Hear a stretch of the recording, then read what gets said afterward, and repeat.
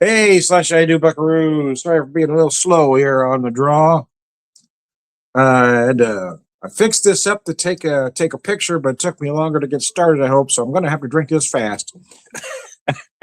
Don't want too much water to get in there.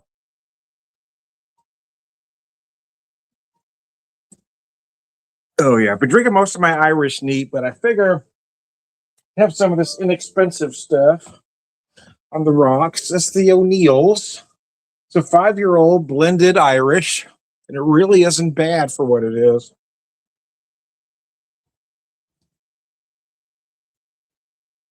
Oh yeah, that's nice.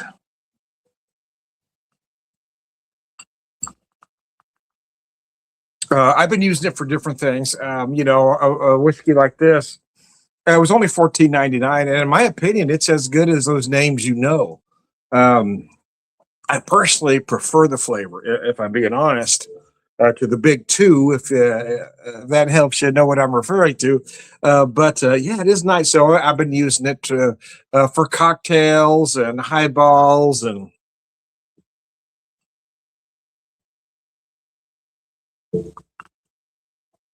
Uh, Boilermakers. I haven't done a car bomb this year. I don't think I'm going to. I don't mind doing the Boilermaker, especially this time of year. I feel like it's a necessity. But I don't want that Irish cream in there. I just would rather have the straight shot of whiskey with the stout.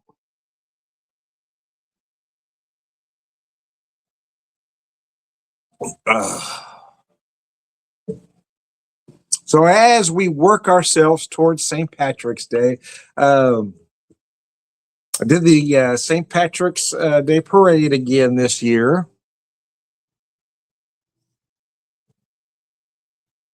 Kept it more under control than I did last year. Last year I drank I don't know how many beers and shots because that's what everybody else was doing. I figured my first time doing it when in Rome, right? Kept it, but it seemed like everybody, well, most everybody, the younger folks were getting a little hammered, but most of us older folks felt like we learned our lesson. So I only had 2 beers. Pre-parade and during, that's all I had was two. No, actually, that's not true. I had 3 beers total. Now that I remember, I had two during or two before, and then one during.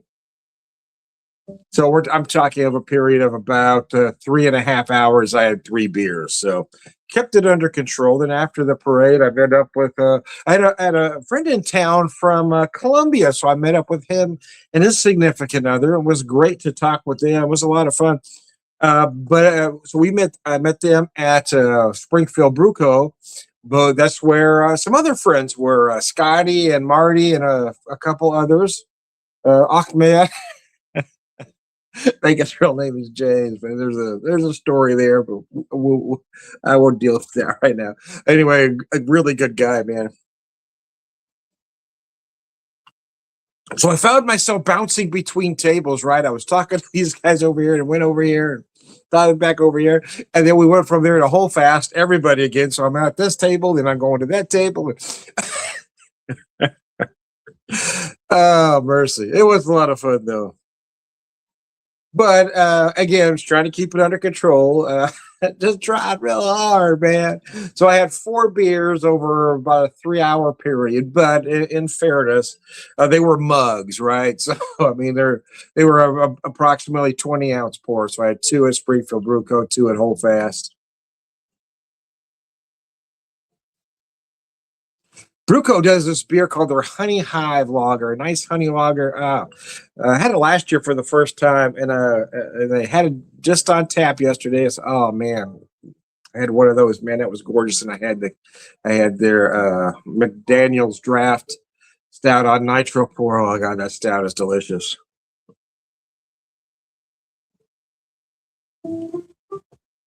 Oh yeah. Now I'm at that sweet spot, baby. Got all them sugars going. Anyway,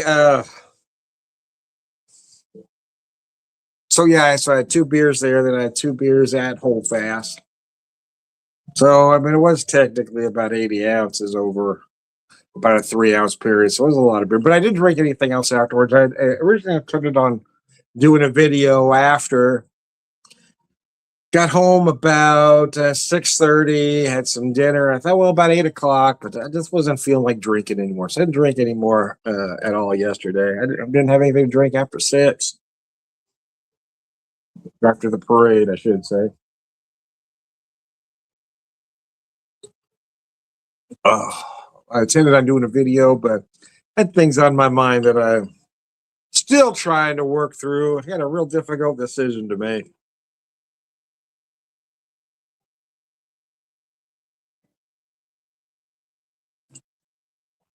Uh, so St. Patrick's Day, yeah, we're there. Uh, so as we speak, I've got a corned beef cooking now. I guess traditionally it's boiled, but back then everybody boiled the hell out of everything, and I don't like to boil because you lose the flavor.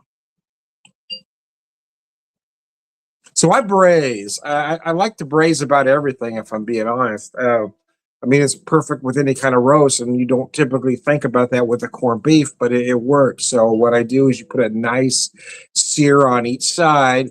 Then for me, I take it out. I use some of that stout to braise the bottom and get that, get those yummies out.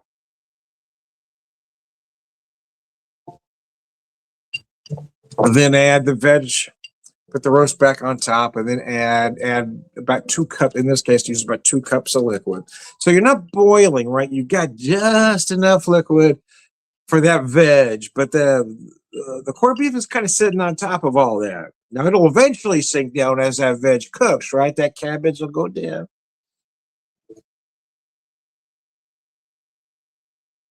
But when you braise it, you really concentrate those flavors. So you cook it at a low temp in the oven. And as far as exactly what temp, it's kind of up for debate. Some will tell you about this, some will tell you lower. Here's how I am doing it this time, and I don't do it necessarily this way every time, but I usually do.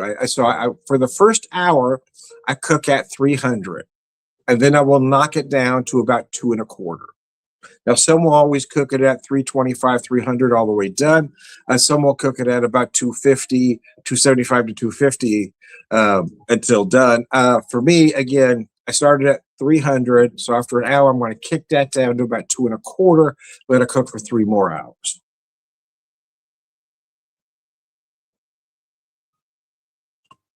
There's not necessarily a right or a wrong way, right? It's just preference. But braising, you want that lower temp. You don't want that roasting temp like 400, 425, for instance. So want it a little lower.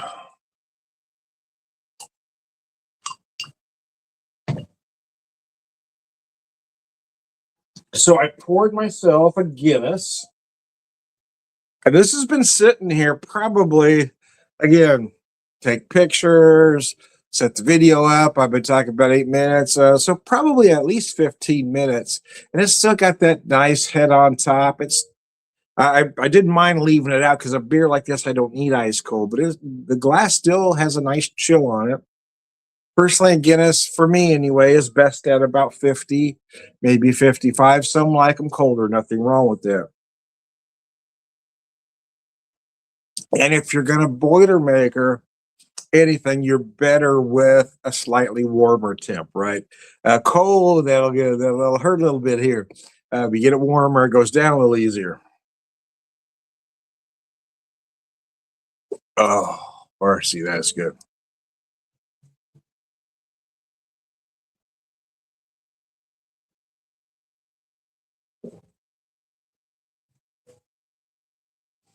Uh, and you see the fireplace.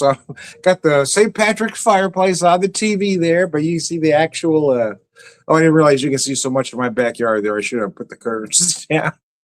I haven't really done much with my backyard lately with the storms coming through, but you can see kind of the old smoker there, and didn't realize that, or I'd have pulled that shut a little bit. But it was really nice yesterday. Yesterday was about 75. Today is a little chillier, but it's humid as hell. So we got some storms rolling through.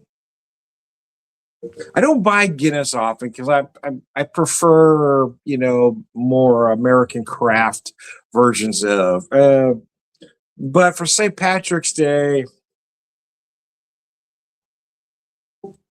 so I'm going a long way around the barn to tell you that I haven't had this since probably last year, and buying it about once a year.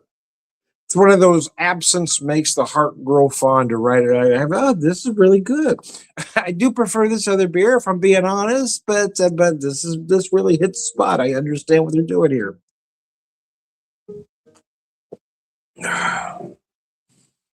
Oh, mercy. It's good. It's really good, man. Nice and creamy, big roasted malt.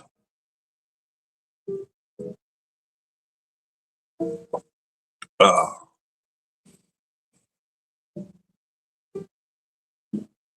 So I've got to do two corned beefs. Corned beefs is beef. Two corned beefs. Is it beefs? Is it just beef? Anyway, I got to do two corned beef this year. Well, I don't have to. I decided to. That was a decision I made at the store when buying it because they were more expensive than I think they ought to be. Because I debated about that. I said, no, I really need to because I wanted one for home. I'm doing one for work.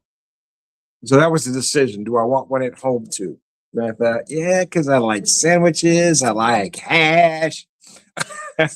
Oh, you make your corned beef at home and then take those leftovers, leftover corned beef and potatoes, even the cabbage, grind it all up. Oh, it makes a nice hash. Not everybody does it that way, but I do. That's how I grew up. His dad just put everything in the processor, right, or whatever, or chopped it up fine. So yeah, I do the same thing because a lot of folks just want the meat potatoes. Nothing wrong with that if that's the way you dig it. But I like to add the carrots and the cabbage and other things because that adds flavor.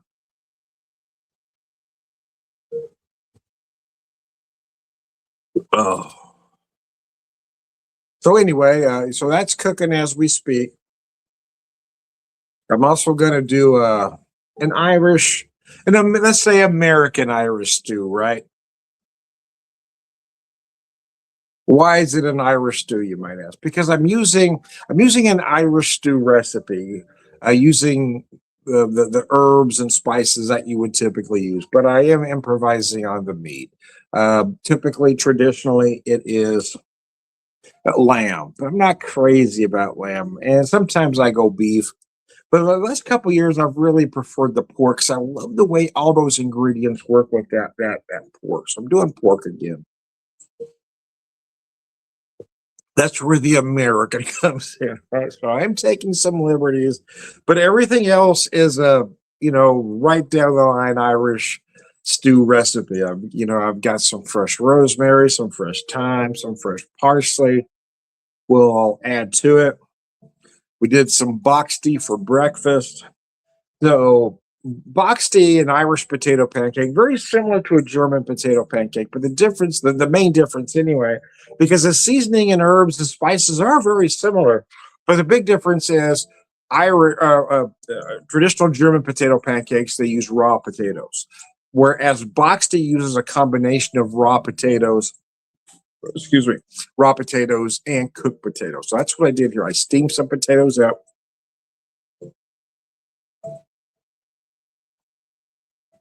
I did cheat a little bit. We buy this really good whole grain pancake mix. It's a Kodiak brand, I believe. Um, but that stuff is really good. So I use that to add to the potatoes. But then again, I added some herbs. I added some parsley,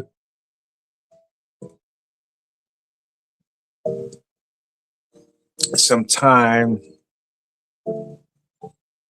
It's a little time. And boy, they came out nice.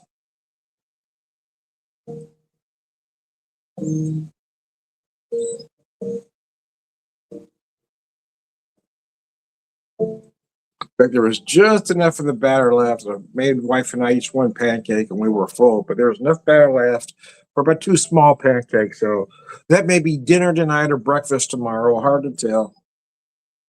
Like I said, the corned beef is cooking. Anyways,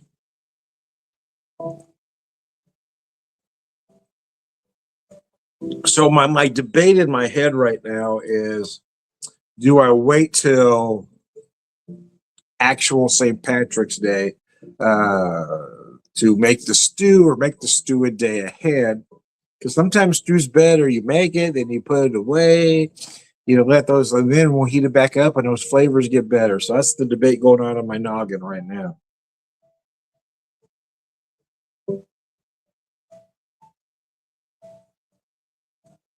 Oh, mercy.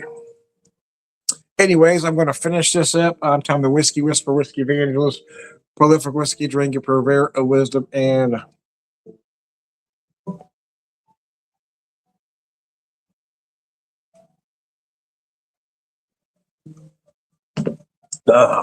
biscuits. All right, good guys. Slosh. Thanks for tuning in, folks.